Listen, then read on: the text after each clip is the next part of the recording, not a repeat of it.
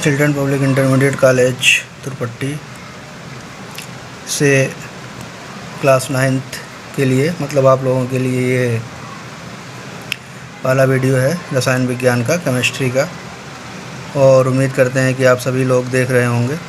इस वीडियो से देखने से पहले आप लोग एक बात को ध्यान से पहले समझ लें कि इस वीडियो में नोट्स कंप्लीट बना हुआ है, तो पहले वीडियो को आप लोग ध्यान से देखिएगा और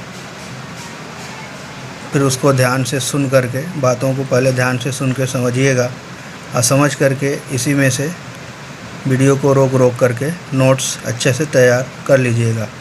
इसलिए कि जब भी स्कूल खुलेगा तो जितना ये वीडियो के द्वारा या ऑनलाइन पढ़ा दिया जा रहा है उसका नोट्स आप लोगों के पास तैयार चाहिए।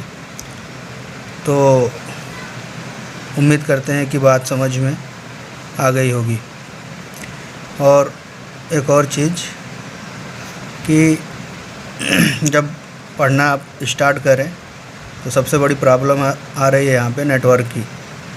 तो कोशिश करके ये बात करिएगा कि YouTube पे तो ये जाएगा वीडियो आपका, और इस वीडियो को सबसे पहले जा कर के जहाँ पे नेटवर्क अच्छा हो, नेटवर्क बढ़िया हो, वहाँ पे जाके इसको डाउनलोड कर लीजिएगा। और डाउनलोड करने के बाद फिर आकर के आप घर में आराम से बैठ के पढ़िएगा। डाउनलोड करके पढ़ने से फ़ायदा ये होगा कि अगर नेटवर्क हमारा ख़राब भी होता है तो हमारा वीडियो सही से चलेगा। ठीक है। तो साइंस का नाम तो आप लोगों ने सुना ही होगा कि साइंस एक सब्जेक्ट है 9th में भी, और उसको पढ़ना है हमको।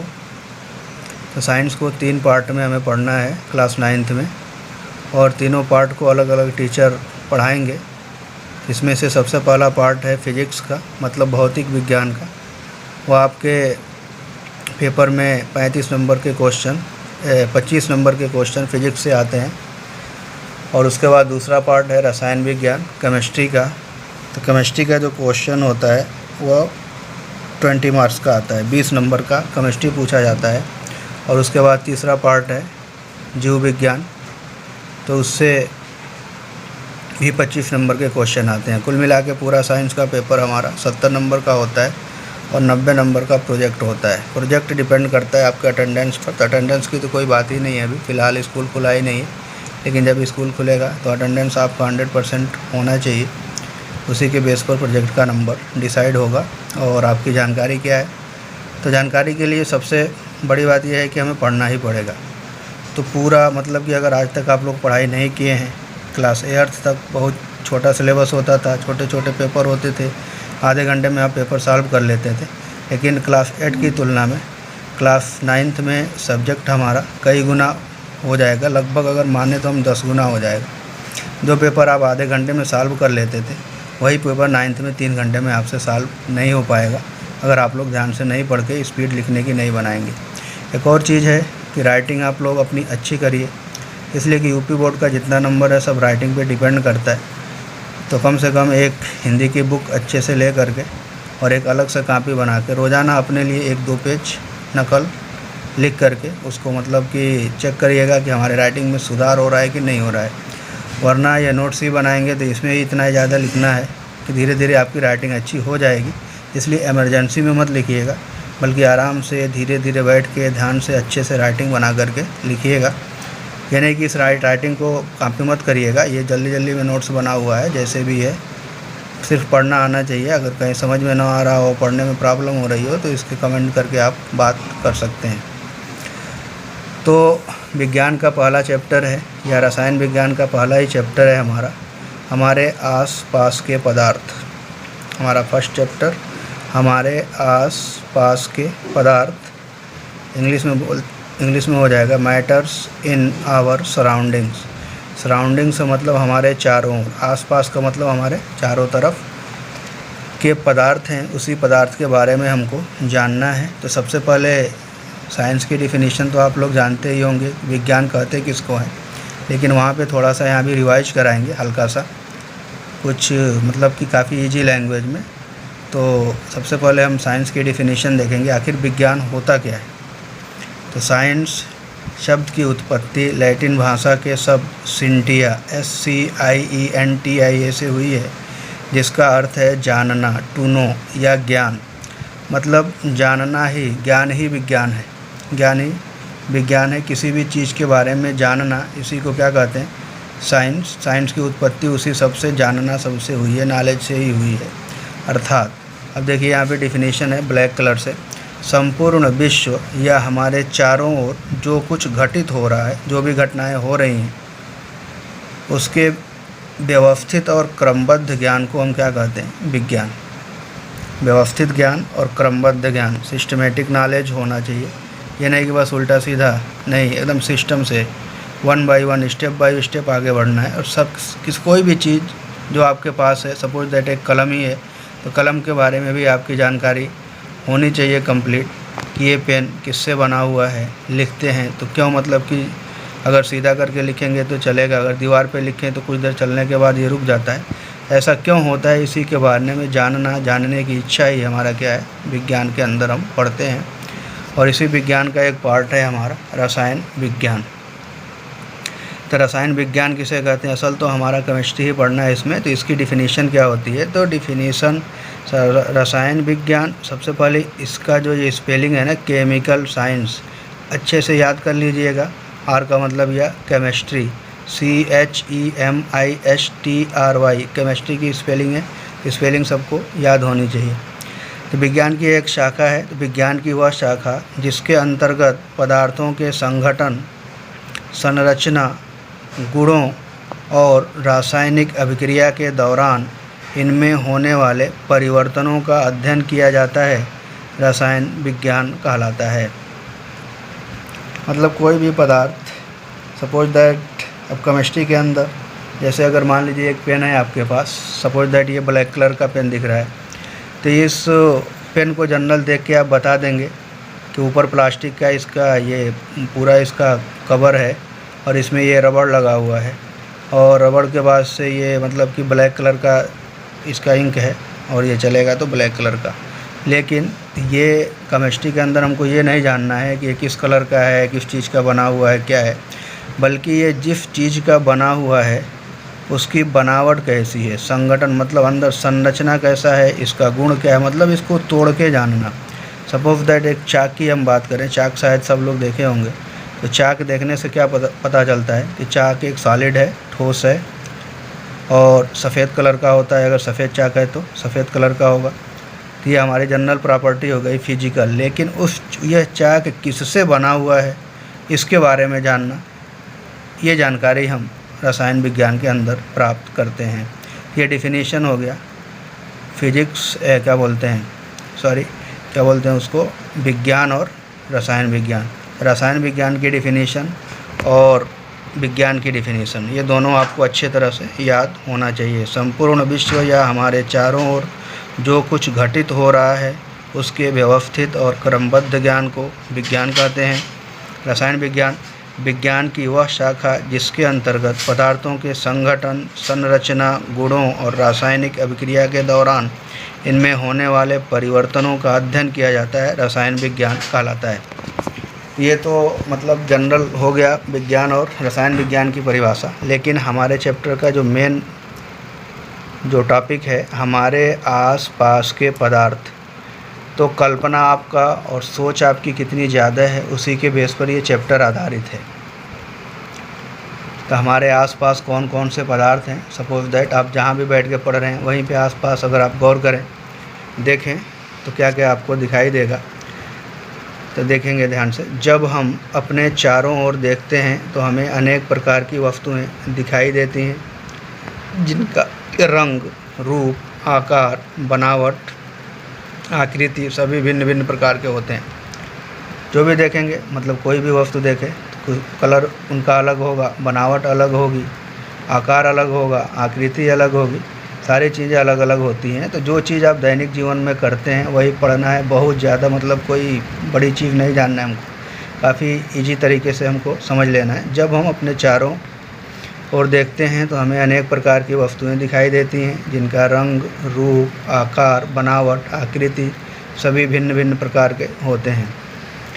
अब देखिए यहाँ से, संपूर्ण विश्व में प्रत्येक वस्तु किसी न किसी सामग्री द्वारा निर्मित होती है, किसी न किसी वस्तु से बनी हुई है। प्रत्येक पदार्थ किसी न किसी चीज़ से मिलकर बना हुआ है। उस सामग्री को वैज्ञानिकों ने क्या नाम दिया था? पदार्थ। वैज्ञानिकों ने उसी सामग्री को का नाम क्या रख दिया? पदार्थ। संपूर्ण विश्व में प्रत्येक वस्तु किसी न किसी सामग्री द्वारा निर्मित होती है, उस सामग्री को वैज्ञानिकों ने पदार्थ नाम दिया है। जैसे पत्थर देखे होंगे, पानी की बूंद, भोजन जो आप खाते हैं, मिट्टी के कण, पेड़ पौधे, वायु, ये सब क्या हैं? पदार्थ हैं। किसने बताया? साइंटिस्ट यानी वैज्ञानिकों ने उसको पदार्थ माना है। एक और चीज़ आपको बता दें कि क्लास 9th के लिए साइंस की जो बुक होगी वो NCERT की बुक होगी, और NCERT की बुक ही आपको पढ़ना होगा। उसी में क्रियाकलाप भी हैं, तो क्रियाकलाप भी हम यहाँ पे बताएंगे। उससे कुछ फिगर होगा, आपको बनाना होगा। तो फिगर तो हम नहीं बनाएंगे, हम बता देंगे कौन सा फिगर आपको बनाना है, तो देख के आप वहाँ पे बनाएंगे। बाकी क्रियाकलाप हम यहाँ पे समझा देंगे। सभी पदार्थ स्थान घेरते हैं क्योंकि इनमें द्रव्यमान या भार होता है। जितने भी पदार्थ हैं, सपोज दैट आपकी कापी है, तो रखोगे तो कुछ ना कुछ स्थान घेर ही लेगा, और उसको अगर मान लीजिए एक जगह से दूसरी जगह रखना है तो कुछ ना कुछ हमको ताकत लगानी ही पड़ेगी। तो ताकत लगाने का मतलब हो गया कि उसमें भार है। कोई भी पदार्थ जितना स्थान घेरता है वह उस पदार्थ का आयतन कहलाता है। आयतन। कोई भी पदार्थ हो जितना स्थान घेरता है वह उस पदार्थ का क्या कहलाता है? आयतन। छोटी छोटी चीज़ें हैं, आपको याद होना चाहिए। क्वेश्चन पूछा जाएगा आयतन किसे कहते हैं, तो कोई भी पदार्थ जितना स्थान घेरता है वह उस पदार्थ का आयतन कहलाता है। अर्थात प्रत्येक पदार्थ अपने आयतन के बराबर स्थान घेरता है। कितना स्थान घेरेगा? कोई भी पदार्थ होगा, किसी भी पदार्थ का जो आयतन होगा उतना ही स्थान वह पदार्थ घेरेगा। कुछ पदार्थ ऐसे होते हैं जिन्हें हम छू नहीं सकते। कुछ पदार्थ ऐसे होते हैं, जैसे हवा की बात कर लो, हवा को छू सकते हो? नहीं। देख सकते हैं? छू नहीं सकते, देख भी नहीं सकते, केवल महसूस कर सकते हैं। जैसे वायु, वो भी पदार्थ है, उसमें भी भार होता है। तो पदार्थ का मतलब ही होता है कि जिसमें भार हो और जो स्थान घेरता हो, उसी को हम क्या कहते हैं? पदार्थ। अभी हम पदार्थ के इंट्रोडक्शन कर रहे हैं, बता रहे हैं आप लोगों को पदार्थ होता क्या वास्तव में। अभी डिफिनीशन हम आगे बात करेंगे, उसकी परिभाषा हम कैसे लिखेंगे, लेकिन अभी सिर्फ आप समझिए कि हम क्या कहना चाह रहे हैं। कुछ पदार्थ ऐसे भी होते हैं जिन्हें हम छू नहीं सकते, देख भी नहीं सकते, केवल महसूस कर सकते हैं। जैसे वायु को न देख सकते हैं, न छू सकते हैं, सिर्फ हम महसूस करते हैं, लेकिन वायु भी क्या है? पदार्थ है। अब यहाँ से फिर एक क्वेश्चन आता है आपका कि सिद्ध कीजिए कि वायु में भार होता है तथा वह स्थान घेरती है। गुब्बारा देखे होंगे आप लोग, तो गुब्बारे में अगर हम हवा भर दें, गुब्बारा धीरे धीरे बड़ा होता जाता है। हवा भरते जाए धीरे धीरे तो बड़ा होता जाएगा। तो बड़ा होने का मतलब क्या हुआ? जो वायु जा रहा है वह कुछ ना कुछ स्थान घेर रहा है और प्रेशर दे रहा है गुब्बारे के मतलब कि सरफेस पर, जिसकी वजह से धीरे धीरे गुब्बारा हमारा क्या हो रहा है? बड़ा हो रहा है। अब हमको पता करना है कि वायु में भार है कि नहीं है, तो सीधा मतलब है क्या करें कि गुब्बारा ले लें और गुब्बारे को पहले हम वेट कर लें। तो गुब्बारा होगा 2 ग्राम, 3 ग्राम, 5 ग्राम, जितने ग्राम का भी हो। उसके बाद उसमें वायु भरें और वायु भरने के बाद फिर वेट कर लें। अगर वेट बढ़ गया, इसका मतलब किसका वेट है? वो हवा का। अगर वेट नहीं बढ़ रहा है तो हम कहेंगे कि वायु में भार नहीं होता है। ये जनरल एक्सपेरिमेंट है, आप घर पे भी कर सकते हैं। लिखा है यदि हम गुब्बारे को बिना वायु यानी हवा के तौलें तथा फिर वायु भरकर तौलें, वायु से भरे गुब्बारे का भार अधिक होगा। अधिक होने का मतलब क्या हुआ? इससे सिद्ध होता है कि वायु में भार होता है तथा वह स्थान घेरती है। तो प्रत्येक वह पदार्थ जिसमें प्रत्येक मतलब कोई भी चीज़ जो स्थान घेरती है तथा उसमें भार होता है, उसी को हम क्या कहते हैं? पदार्थ। ठीक है।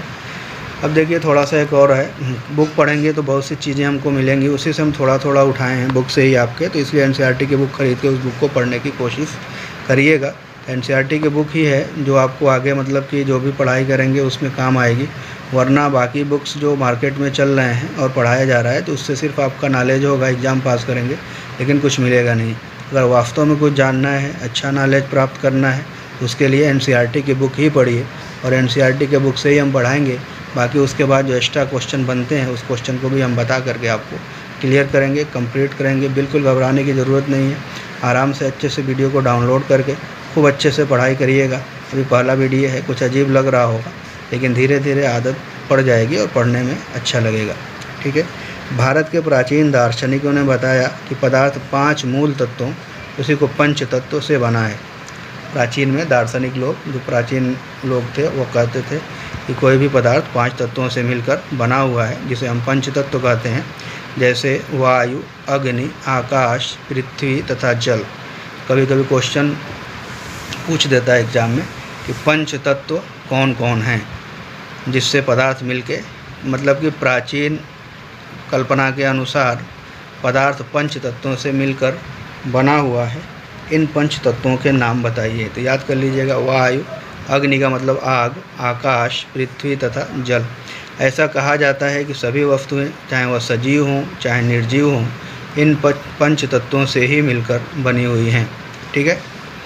आधुनिक वैज्ञानों के अनुसार पदार्थ को उसके भौतिक गुणधर्म और रासायनिक प्रकृति के आधार पर वर्गीकृत किया गया है। अब आधुनिक वैज्ञानिकों ने पदार्थ की क्या परिभाषा दी है और पदार्थ क्या होता है और पदार्थ का कैसा स्वरूप होता है, इसी के बारे में हमको जानना है।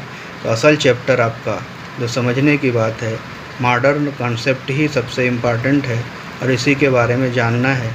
तो यहाँ से अब आप लोग अच्छे से बिल्कुल माइंड को कंसंट्रेट करके समझिएगा। सबसे पहली डेफिनेशन है हमारी पदार्थ। पदार्थ की इंग्लिश होती है मैटर। किसे कहते हैं? वह सभी कुछ जिसमें द्रव्यमान यानी भार। देखिए, जब फिजिक्स पढ़ेंगे ना, तो फिजिक्स में द्रव्यमान और भार 2 अलग अलग टर्म हैं, लेकिन जब केमिस्ट्री आएगी, केमिस्ट्री में चाहे हम द्रव्यमान कहें चाहे भार कहें, दोनों का मतलब सेम होता है। याद रखिएगा इसको। वह सभी कुछ जिसमें द्रव्यमान यानी भार होता है तथा जो स्थान घेरता है तथा जिन्हें हम अपनी ज्ञानेंद्रियों द्वारा अनुभव कर सकते हैं, पदार्थ कहलाता है। ये डिफिनीशन है पदार्थ की, याद होना चाहिए। वह सभी कुछ, एक बार 2 बार पढ़िए, लिखिए, याद हो जाएगा। वह सभी कुछ जिसमें द्रव्यमान यानी भार होता है तथा जो स्थान घेरता है तथा जिन्हें हम अपनी ज्ञानेंद्रियों द्वारा अनुभव कर सकते हैं, पदार्थ कहलाता है। परिभाषा जैसे जल, वायु, प्लास्टिक, लकड़ी, पत्थर आदि जनरल चीज़ें, पेन भी कह सकते हैं। तो आगे बढ़ते हैं थोड़ा सा एक और। पदार्थ का भौतिक स्वरूप। पदार्थ कणों से मिलकर बना होता है। जनरल चाकी ले लो और उसको क्या करो, तोड़ दो। तोड़ोगे तो छोटा छोटा कण मिलेगा ना, टुकड़ा, उसको और बारीक पीसते जाओ, खूब पीस के एकदम बारीक पाउडर बना दो। उसके बाद अगर हम आपसे कहें उसमें से एक टुकड़ा उठाओ, तो उठा पाओगे? एक बार टच करोगे तो कम से कम कई हज़ार कण आएंगे आपके हाथ में, हथेली पर। इसका मतलब पदार्थ बहुत छोटे छोटे कणों से मिलकर बना होता है। तो इसको हम जानने के लिए क्रियाकलाप भी देखेंगे और उसके बाद इसके बारे में पढ़ते हैं थोड़ा सा। वैज्ञानिकों ने ज्ञात किया कि हमारे आसपास प्रत्येक पदार्थ सूक्ष्म कणों से मिलकर बना होता है। बहुत सूक्ष्म, बहुत छोटे छोटे कण होते हैं जिनकी संख्या बहुत ज़्यादा होती है, आप काउंट भी नहीं कर सकते, मतलब गिन भी नहीं सकते हो। इन सूक्ष्म कणों की संख्या अनगिनत होती है। इन सूक्ष्म कणों को हम अपनी नंगी आँखों से नहीं देख सकते। हम चाहे आँख से देख लें तो हमको दिखाई नहीं देगा, बल्कि एक उनका समूह दिखाई देगा। जनरल एग्जाम्पल, चाक लो, बारीक उसको क्या करो, तोड़ो। पहले तोड़ने के बाद उसको खूब अच्छे से बारीक पीस दो। पीस करके एकदम बिल्कुल पाउडर बना लो। और अगर कहा जाए तुमसे कि उसमें से एक पार्टिकल उठाओ, तो आप नहीं उठा सकते। एक पार्टिकल उठाओगे तो कम से कम उसमें 1000, 2000, 3000 कण आएंगे। एक कण को आप देख नहीं पाएंगे, बल्कि कणों के समूह को आप देख पा रहे हैं। इसलिए हम कह सकते हैं कि इन सूक्ष्म कणों को हम अपनी नंगी आँखों से नहीं देख सकते हैं। कुछ समय तक पदार्थ की प्रकृति के लिए 2 विचारधाराएं प्रचलित थीं। पदार्थ के कणों की व्यवस्था लकड़ी के टुकड़ों के समान सतत नियत होती है। पहली विचारधारा थी, जिस तरह से आप लकड़ी को जैसे करके, जनरल केला देख लो, केला का अगर पेड़ आप लोग देखे हो तो उसका 1 बाय, जैसे प्याज, जनरल चीज़ें, प्याज ही देख लो, प्याज का परत निकालते हो ना, 1, 2, 3, 4, 5।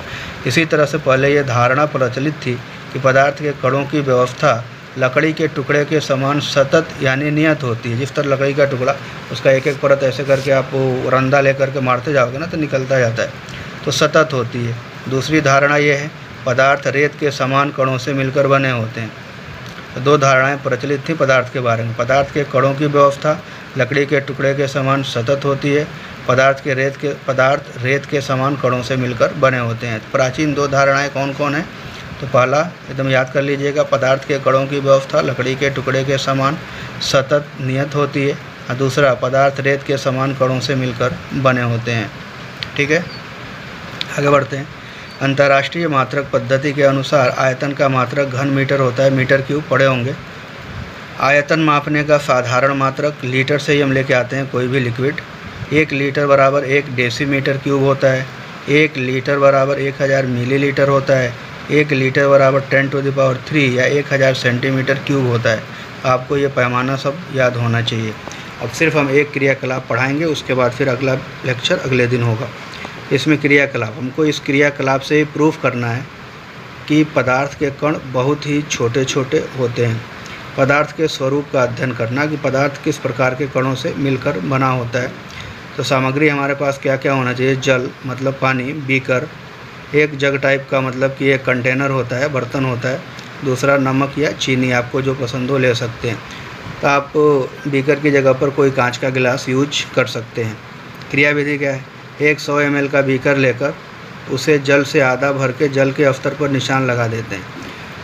आप ये प्रयोग घर पे भी कर सकते हैं कि आप एक कांच का गिलास लें और कांच के गिलास में पानी भर लें आधा, और जहाँ तक पानी भरें पानी का जो सतह है वहाँ पे आप निशान लगा दें। ठीक है।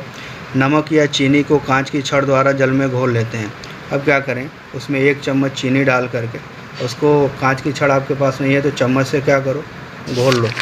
घोलने के बाद तो आपकी क्रियाकलाप 1.1 NCERT की बुक में, NCERT की बुक क्रियाकलाप 1.1 में फिगर है, उस फिगर को आपको यहाँ पे बनाना है। वही हम 4-5 बीकर, वही बीकर का फिगर ही हमको बनाना है यहाँ पे। ठीक है, बीकर का फिगर बना लीजिएगा और कैसे घोलते हैं वही बताना है।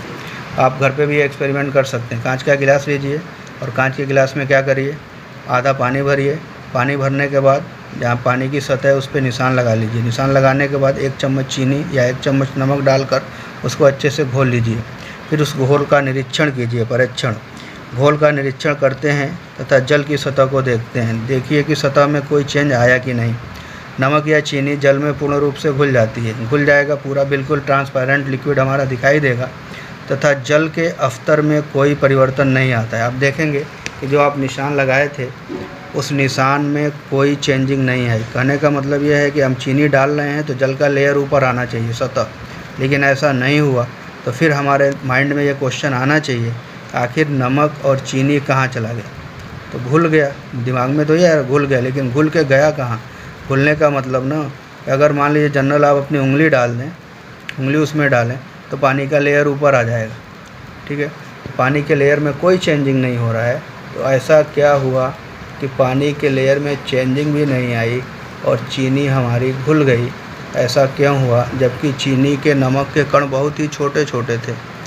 इस क्रियाकलाप से यह निष्कर्ष निकलता है, तो निष्कर्ष क्या निकलेगा कि नमक या चीनी के कण जल के कणों के बीच खाली स्थानों में समावेशित हो जाते हैं।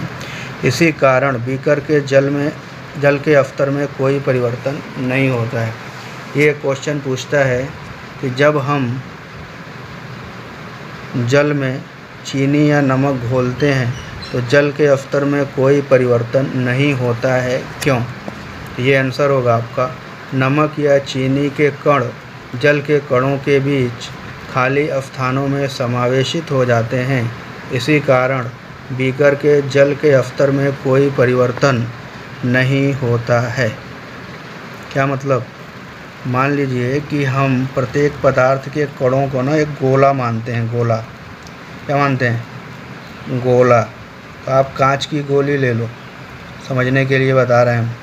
कांच की गोली ले लो और कांच की गोली को खूब पास सटा करके रख दो। ठीक है, और फिर उसके बाद एक लाइन बनाने को फिर दूसरी लाइन रखो, उसको भी खूब पास सटा करके रखो। तो देखोगे कि उन गोलियों के बीच में खाली थोड़ा थोड़ा स्थान दिखाई दे रहा है। तो ठीक इसी तरह से पदार्थ के कण होते हैं और उन कणों के बीच में खाली स्थान होता है, और ये खाली स्थान काफ़ी कम होता है। और हम चीनी जब घोलते हैं, अब चीनी के टुकड़े कितने छोटे छोटे होते होंगे, उन खाली स्थान में जाकर के समावेशित हो गए। अगर उसमें समावेशित नहीं होते तो जल का स्तर बढ़ जाता। ठीक, तो इस क्रियाकलाप से यह ज्ञात होता है कि पदार्थ रेत के समान कणों यानी सूक्ष्म कणों से मिलकर बने होते हैं तथा इन कणों के बीच रिक्त स्थान उपस्थित होता है। क्लियर? बस आज इतना ही। अच्छे से एक बार 2 बार वीडियो को ध्यान से देख के पढ़ लीजिएगा। पढ़ने के बाद नोट्स बना लीजिएगा और नोट्स बनाने के बाद आप अपने बुक को ज़रूर पढ़िएगा। अगर समझ में नहीं आएगा तो कमेंट करके पूछिएगा और यहाँ पे नंबर है, व्हाट्सएप नंबर हमारा